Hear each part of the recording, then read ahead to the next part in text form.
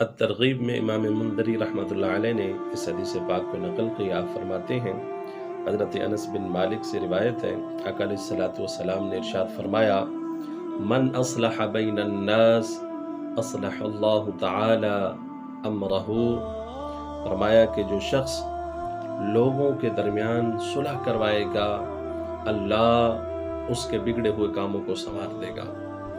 اور فرمایا وَأَعْطَاهُ بِكُلِّ كَلِمَةٍ تَكَلَّمَ بِهَا عِتْقَ رَقَبَةٍ. اور اس صلح کروانے میں اس شخص نے جتنے بھی اچھے کلمات اپنی زبان سے نکالے ہوں گے، اللہ ہر لفظ کے بدلے ایک ایک غلام آزاد کرنے کا ثواب عطا فرمائے گا.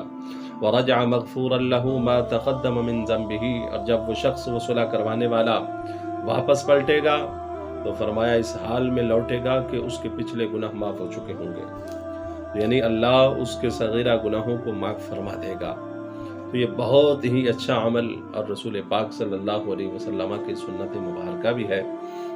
اور دوسری بات کہ آج کچھ لوگ جو ہے وہ صلح کروانے کے بھی جو ہے وہ لوگوں سے پیسے لیتے ہیں. پر پنچایت میں جو لوگ آتے ہیں وہ بھی جو ہے وہ پیسے لے کر ادھر سے بھی ادھر سے بھی پیسے لے کر جو ہے وہ دونوں فریقین میں جو ہے وہ صلح کرواتے ہیں، یا دونوں طرف سے پیسے کھاتے رہتے ہیں اور بات کو بڑھاتے رہتے ہیں.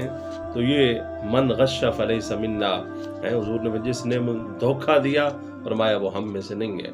تو یہ رضائے الہی کے لیے جو ہے وہ کام کرنا چاہیے. اس پہ اللہ بہت اجر و ثواب عطا فرمائے.